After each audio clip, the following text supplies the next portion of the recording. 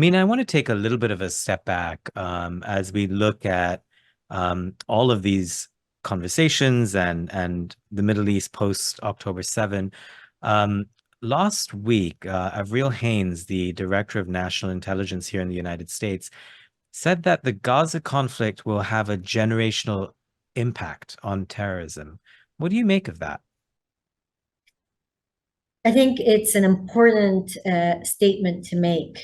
It is hard to imagine what a young person in Palestine today, mostly men, but some women also, can look to the world and not feel completely abandoned and believe in us who will try to preach about international law and the importance of not using force. One of my concerns is that, again, I mentioned Afghanistan. I think people have moved on way too quickly from the complete collapse of the government of Afghanistan, and then, of course, the takeover of the Taliban, because the message there is the people with the guns kept fighting, and in the end, got back power from the greatest army in the world, right? This is not only the Mm. United States, actually an international coalition, but importantly, the strongest army in the world.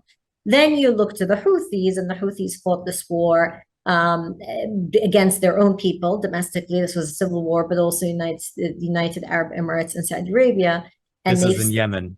and this is in Yemen, correct? And now, after the United States pulled its support for the effort to try to dislodge the Houthis from Sana'a, now you have the United States and the UK and others join the coalition to start bombing the Houthis, and the Houthis are claiming credibility that they're able to affect international commerce. And then, of course, we go to Hamas, and the narrative is that Hamas was able to deal the largest blow to Israel since its existence and establishment.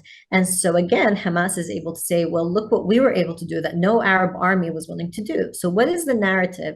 That if you are a young, frustrated person who feels they have no agency, how do you get agency? At the moment, it feels that you pick up a gun or you join one of these militant groups. And we're seeing that with different militia groups across the region.